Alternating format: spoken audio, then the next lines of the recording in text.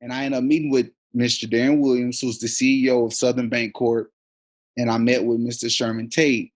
And to this day, it may be the single greatest sit down I've ever had with anyone, any two individuals, because it was so much that I learned in just that little time talking to them and just able to pick their brains. So that was a really great day for me. And Mr. Tate was like so drawn to my personality that he told me, he said to reach out to him that it was something he wanted to give me. Okay. And I was like, okay. And I ended up leaving, and he emailed me. And he said, Demetrius, I was serious about what I was talking about. I want you to come and see me one day. I have something for you. And I was like, you have something? I don't like gifts. Like, I don't like for anybody to give me anything. So when he said he had a gift for me, I was like I'm flattered, but I don't really accept gifts from people.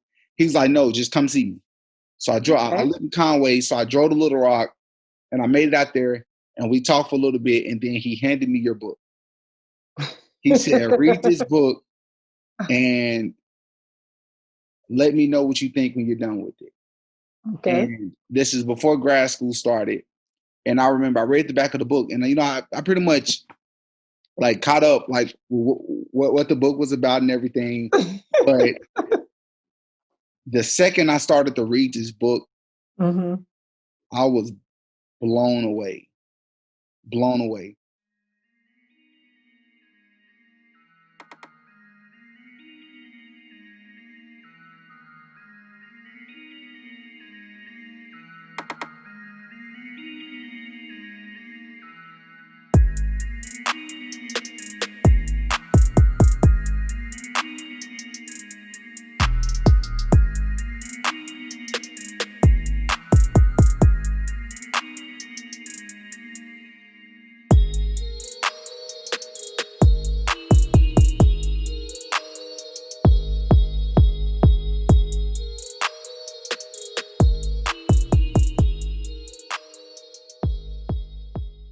Everyone has secrets. The definition of a secret is something private that we don't want other people to know about. Well, I want to talk about everything on my podcast. Kind of like snitching, but not really snitching. Racism, bullying, incest, lack of culture, religion, sports, politics, interracial dating, sexism, gender inequality, etc. For many of those topics, people don't like to talk about and like to keep their opinions to themselves, like secrets. And if they do talk about it for some of those topics, especially racism and politics, people won't be completely honest about it because of what they believe the backlash will be. So therefore, they try to be politically correct. Ain't nobody got time for that. Ain't nobody got time for that. Ain't nobody got time for that. First of all, let me say thank you so much for agreeing to to meet with me and talk with me. You're welcome. You're welcome. You are welcome. This means a lot more than I could really put into words. Ms. Tracy, let me first of all say that I first found out about you, and I believe you know this already, but Sherman Tate, Mr. Sherman Tate, he a year ago, or maybe close to like a year and a half ago, he and I know a mutual person that I used to work with at the bank. And when my story was going viral and when my story was featured in the magazine, this lady at the bank was like, hey, there's this guy in Little Rock I think you should know about. He saw your story in the magazine and he's actually from the Delta. And I said, who? And she said, Darren Williams. And I was like, oh, I'm not sure I know him. And she explained to me who he was. And then she was like, yeah, and there's this other guy who was my mentor many years ago. And he's been my mentor for many years. And I was like, what's his name? And she said, it's this guy named Sherman Tate. And she said, I'm really going to try to link you with these two individuals because I feel like they could do a lot for you. So eventually we ended up setting up a date and a time. And I ended up meeting with Mr. Darren Williams, who's the CEO of Southern Bank Corp. And I met with Mr. Sherman Tate. And to this day, it may be the single greatest sit down I've ever had with anyone, any two individuals, because it was so much that I learned in just that little time talking to them and just able to pick their brains. So that was a really great day for me. And Mr. Tate was like so drawn to my personality that he told me, he said to reach out to him that it was something he wanted to give me. And I was like, okay. And I ended up leaving and he emailed me. And he said, Okay. Demetrius, I was serious about what I was talking about. I want you to come and see me one day. I have something for you. And I was like, you have something I don't like gifts. Like, I don't like for anybody to give me anything. So when he said he had a gift for me, I was like I'm flattered, but I don't really accept gifts from people. He's like, no, just come see me. So I live in Conway. So I drove to Little Rock and I made it out there and we talked for a little bit. And then he handed me your book. He said, read this book and let me know what you think when you're done with it. Okay. And this is before grad school started. And I remember I read the back of the book, and I pretty much like caught up like what the book was about and everything. But the second I started to read this book, I was blown away, blown away. And what I normally do when I talk to people, or what I've been doing when I've been talking to people, Miss Roland, is that how to pronounce your last name, Miss Roland? Right. You can call me Miss Roland. Miss Roland. All right. So Miss Roland, when I first started to read what I've been doing when I talk to people on my podcast is I kind of allude to something I already know about them, and then I ask a question, and it's almost like an interview type session. But I'm not going to do that this episode. What I'm going to do, because you do such a great job of telling your own story, and this book was like, man, the title "Defying the Odds" is literally the epitome of your life. Because a majority of the stuff I was reading, I'm so honored to talk to you right now. I'm really impressed with just your resilience over your life. So if you don't mind, what I would like for us to do during this episode, since we're going to be on here maybe half an hour, is for you to just tell the people just a little bit of where you're from, how you grew up, a little bit of who you are, some things that you experienced, and where you are today. Okay. First of all, who I am. Well, let me first say thank you for having me today. I really do appreciate that.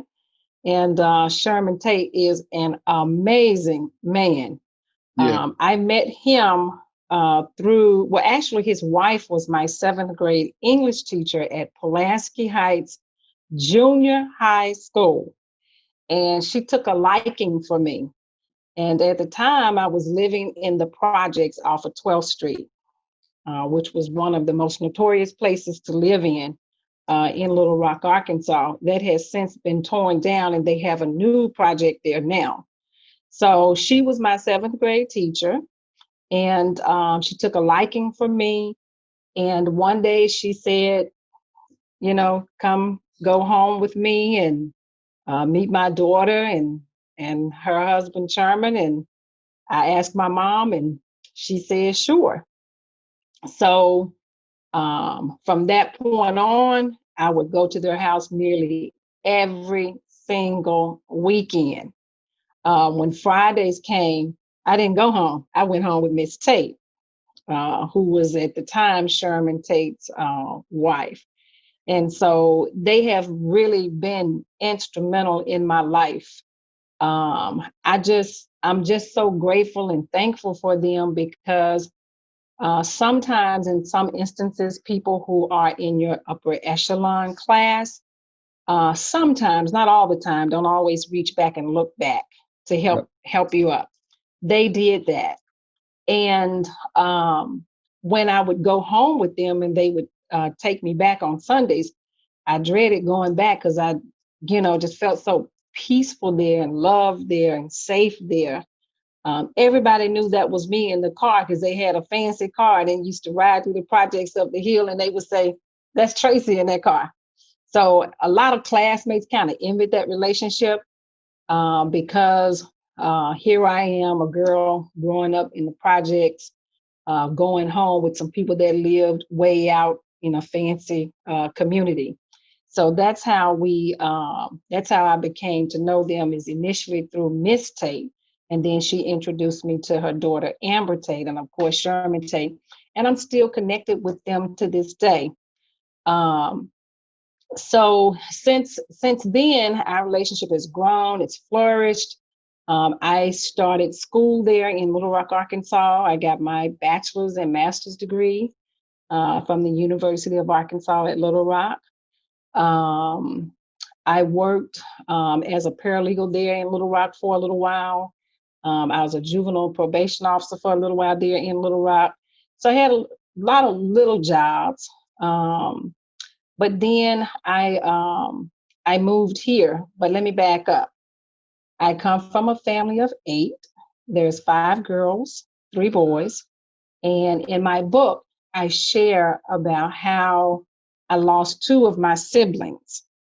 One was gunned down, and I know we both follow each other on social media, particularly Facebook. It was his anniversary just recently. He was 15 years old when somebody took his life.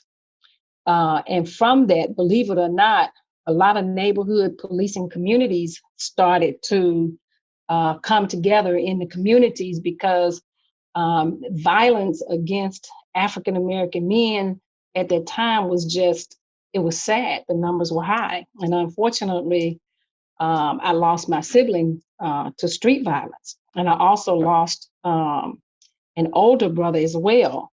He died in prison. And I have yet to reveal the stories about him. I've been fighting how to deal with that because that story in itself is another book. I ended up having to take on the responsibility of my 5 younger siblings, a mother. I was a young mother at 18 years old. I did still finish high school. And the UALR actually did an article on me a few years back, wherein they talked about my book and how I took on this responsibility of 5 kids, you know, that they weren't mine, but they were my siblings. But I had to because my mother was, her lifestyle just wasn't fit for raising the kids at that time. It was overwhelming. It's a big responsibility as an 18-year-old to take on 5 kids. And unfortunately, even today, with me being a mathematician for Norfolk Public School District, I see that same thing. I see kids even behind the scene on Zoom having to see after younger siblings. That's a big challenge. So after graduating, taking on that responsibility, then I got married. I moved here to Norfolk, Virginia, and I have 2 children. I guess I could have put this in some sort of chronological order. I have 2 kids. My daughter, she's currently in Houston, Texas, doing an internship. She graduated from high school at 16, and she'll have her degree this year. I have a son that lives in California. Between my husband and I, we have 4 children and 5 grandkids. They live anywhere from Houston to California, Los Angeles. So we are a blended family. And so now I've been here in Virginia for almost 20 years, working for Norfolk Public School District as a mathematician. Prior to taking this job, I was a statistician for the United States federal government. Yeah, I love what I do. And since I've been here, of course, I wrote my first book back in 2016, titled Defying the Odds, which you have a copy of it there. And very good. And this past, when we got out for school due to COVID, I had to find something to keep myself occupied and busy. So I did some read alouds, during the month of May. And I actually did a couple of read alouds here recently for back to school. I've also given away scholarship money to students graduating from high school and first-time college students. This money was not just my money. The chief of police put his money in on this. The sheriff of Norfolk put money in on this. And so I'm very, very grateful. I'm very, very thankful. I'm very, very blessed. And I credit a lot of what I do simply because I have a giving heart. I'm a very passionate and compassionate person, especially when it comes to women and children and education. And when I think back to how the Tates took me under their wings, a, a, a, a child growing up in projects, they didn't have to do it. They didn't look at me and say, she's from the projects. We can't bring her to our house. You know, sometimes it's a stigma that goes with people who live in the projects. And that stigma is um, we're uneducated, don't know anything. We may not be smart or even um, that person's nasty. It's some negative stigma that goes with that. And it's not a good thing because the one thing I tell all of my students when I'm talking to them, don't ever let anybody tell you that you can't be something because of where you're from, because it's a bald-faced lie. I'm living proof. Having grown up in the projects, seeing a lot of violence.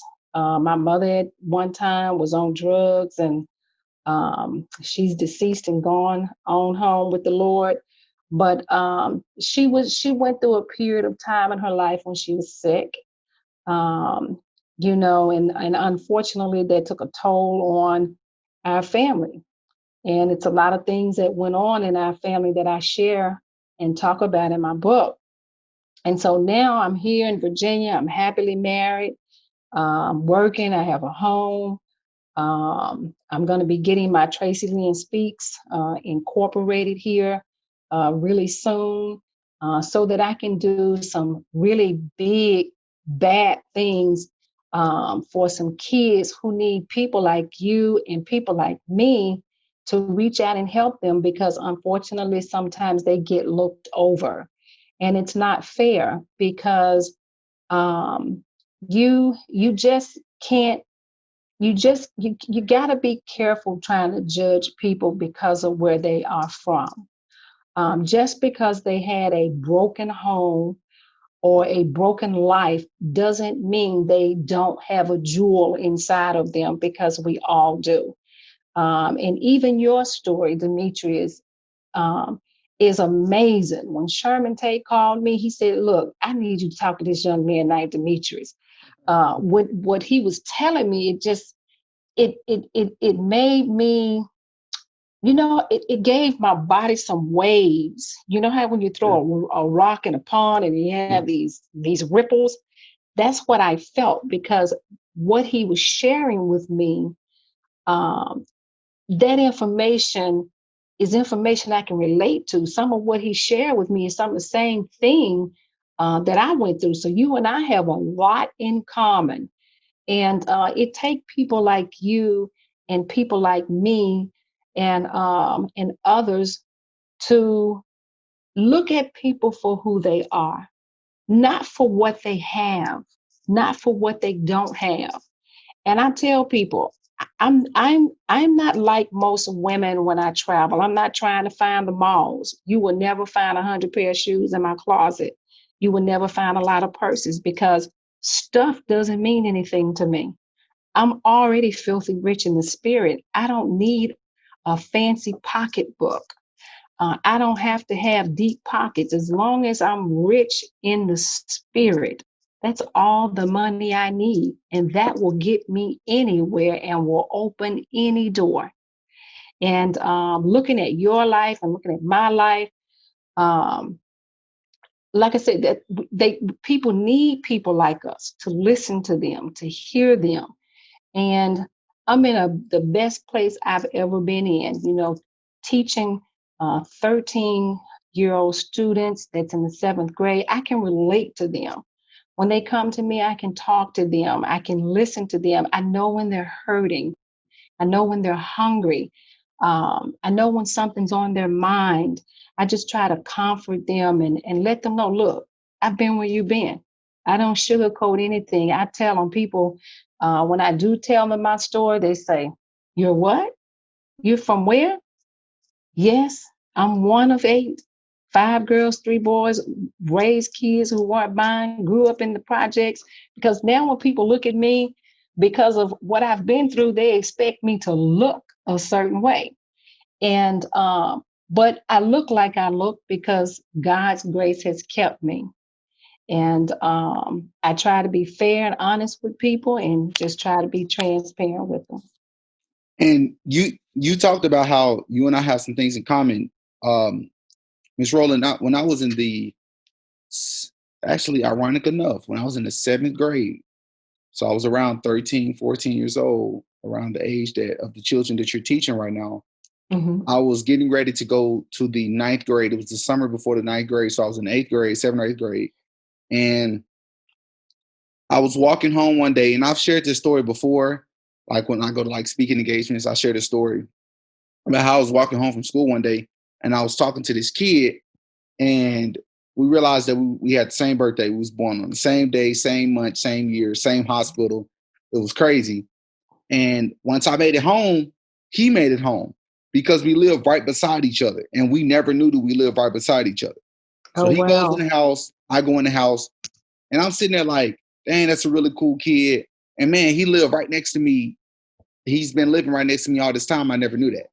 So long story short, I ended up sneaking into their house one day, that same day, but I had to come in and leave out through the back window because their parents were super strict. That day led to 3.5 years. I ended up living with these people. Listen, for like the first year, I was living with them with my mother right next door to, like literally living right next door. I would Oh, never go wow. home. I would never want to Mm-hmm. go home. I'd go over there and my mom would just be blown because, and it was a bittersweet feeling because it's my mama. My mom was great to me. She was a great parent. But going over here and seeing these people live, I had never seen a Black family where the mother and the father were in the home, and it was like a movie. I didn't know people was actually living like that in West Helena, Mm-hmm. Arkansas, where I'm from. So I never wanted to go home. Like they did everything as a family. They traveled as a family. The mother owned her own beauty salon, which she still owns now. The father is a fireman. This is like book stuff. This is like movie stuff. So Mm-hmm. I never had a conversation with my mama to this day about it, ever. It was never a discussion. It was never an agreement. It was never, hey, would you like to legally adopt Demetrius? No, I just never would go home. I'd stay all night every time when they'd leave to go on church trips to Illinois. They'd take me with them. I never went home. And I moved with them like 8th grade summer. And I moved back with my mom like my 11th grade year in high school. Mm-hmm. So I can actually relate to that. And you talk about, because I know you don't have that much time, so I'm gonna touch on this. You talked about how you lost a brother. It was a street violence, and I want to say, my condolences to that. And it was just his 15th. He was 15 when it happened. 15. Mm-hmm. What is your take on this year, this entire year, and the police brutality and everything that's been happening? Do you have a take on it? Well, I just like many other Americans, I was not happy to see what happened to George Floyd. When I saw that, I was lost for words. I couldn't process it. It was like it was hard to believe that something like this was happening in plain view on Right. TV. Right. It was so shocking. I felt afraid for America. I felt afraid for our Black men. And because they're tall, they're Black, they're strong, they're smart, and unfortunately, sometimes that's a threat to people. It shouldn't be that way. With everything that's going on with this COVID, the kids having to engage in virtual learning, then the situation with George Floyd and the fires in California and the hurricanes, this has been one big 2020. And by the end of 2020, I'm going to tell 2020 to get the 2020 out of here. I stole that one from my husband. But yes, I'm going to tell 2020, get the 2020 out of here.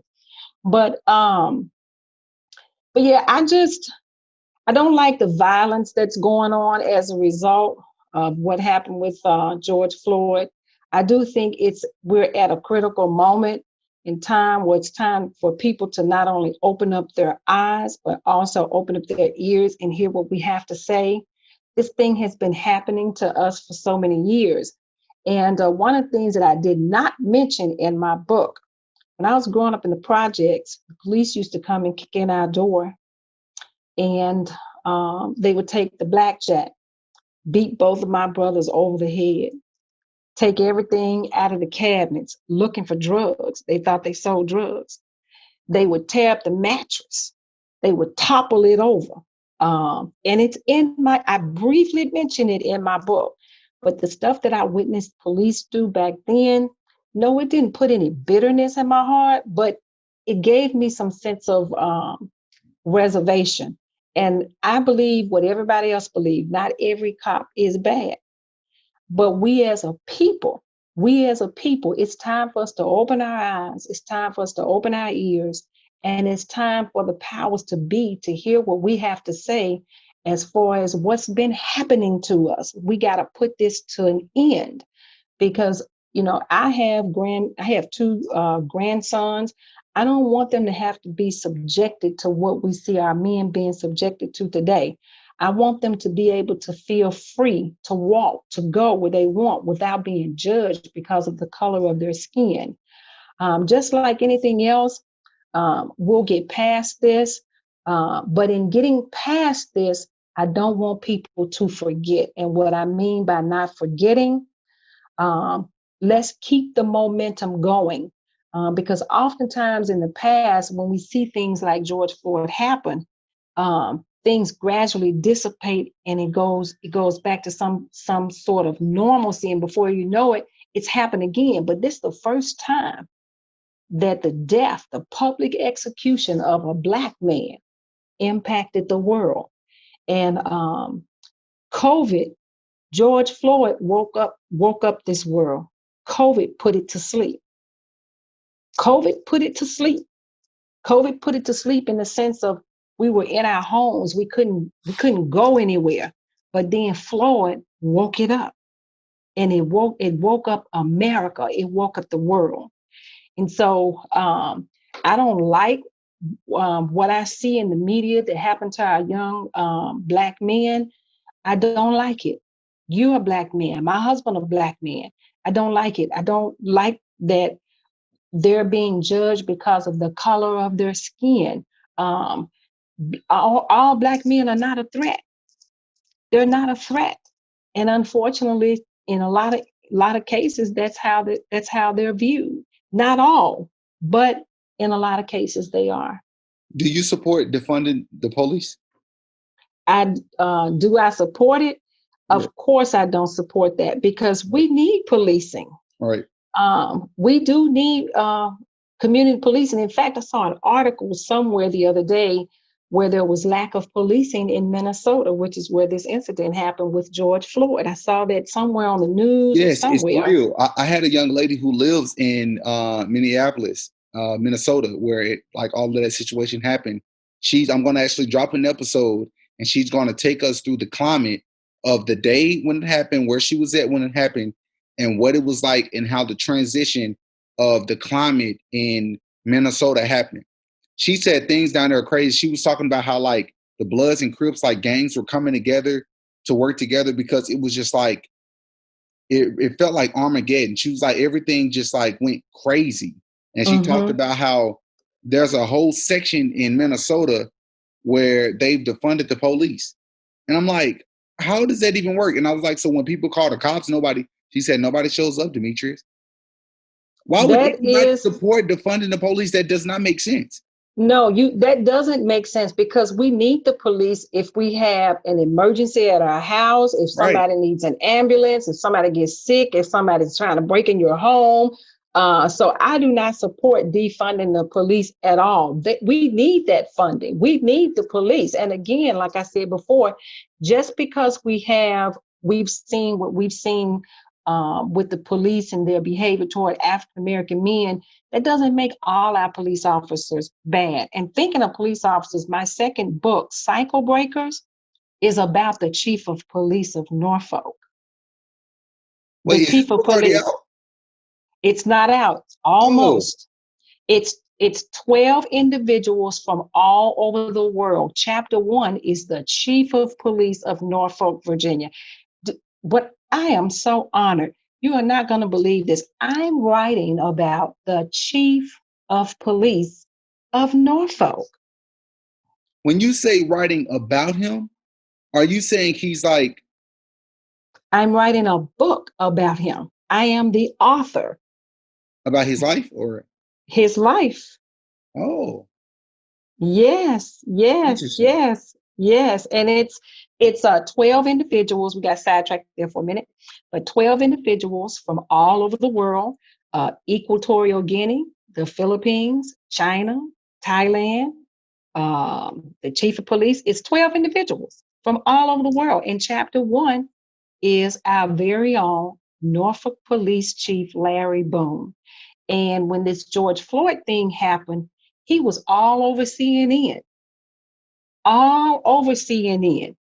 And I think, I'm not 100% sure, but he was one of the first police officers to go out on foot to walk with the protesters. I'm not 100% sure, but I Huh. think he was one of the first ones. But yes, I'm already done with his chapter.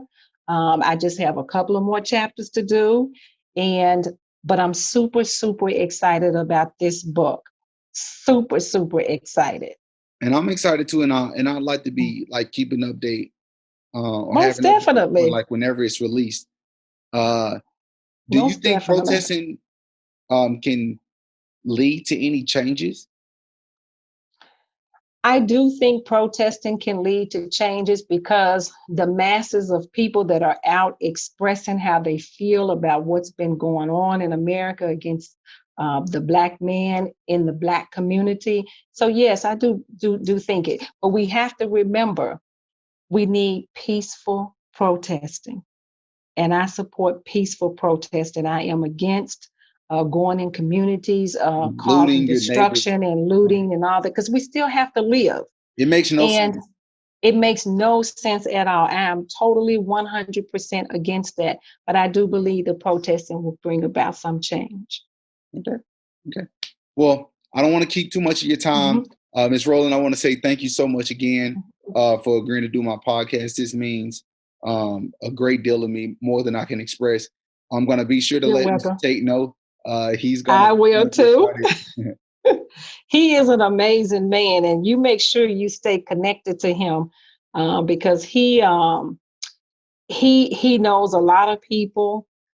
He can put you in contact with a lot of people. Let me share this about Sherman Tate. Okay. When I graduated from college with my degree, he sent me down to the bank to talk to the president. I walked in, told the president I need a car. The man cut me a check. I walked out with a check. That same day I had a car. All because of the connection with Sherman Tate. Wow. Does Sherman know All that? because, of course. Wow. Go talk to so-and-so at this bank. Tell him I sent you. And I go in there. I tell him, well, what you need? I need a car. How am I going to get around without a car? I just graduated with a degree. I need some wheels to get to my job. So wait, you went to the bank. Did you have money for a car? I didn't have 1 cent. Wow. And you just told him this, and he wrote you a check, and you had to just like He that. gave just like that. Just like crazy. that. And I walked out there. My brand new car was a Pontiac Grand Am. Wow. Yes, Sherman is he has a lot of influence. He you know the Jim Waltons, the Waltons that own Walmart. Oh yeah, okay. Okay. I received a text message one night not long ago from Sherman, and he said, Jim Walton want a copy of your book. I was like, what's this? What's this? So I sent him a copy. Don't you tell anybody that, but you will once you post this podcast. But yes, I did send him a copy of my book. Yo, hold on, but hold on. Wait, I'm okay. Mr. Sherman knows the Waltons? Of course. You didn't know that? No, it's a lot I still don't know about Mr. Sherman. It's a lot. Listen, I was talking to him, and I could just tell when I was sitting down and talking with him and Mr. Darren that these men, they're both very successful, very accomplished, but I could just tell that they have, because of that, they're so accustomed to certain things, but they're not like detached from reality. They can still understand what it's like to not have. And to hear that isn't surprising that he would know the Waltons, but I wasn't aware of that before you told me. So yes, he knows the Waltons. He's with them usually about once a week.